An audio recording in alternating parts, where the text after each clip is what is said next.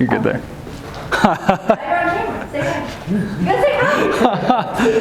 All right, we're out here at Volunteers of America, the mission. As you can see, we just are completing demolition.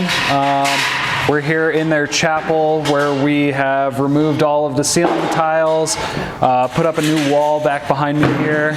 We're going to work to save these stained glass pieces here and have a new stage.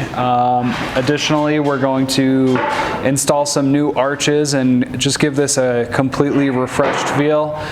There's also a couple of bathrooms over here that we're going to work to completely refinish and kind of bring up to a higher standard than where they are now. But yeah, right now it's just demo. As soon as that's done, we're going to get started and stay tuned for some more project updates here.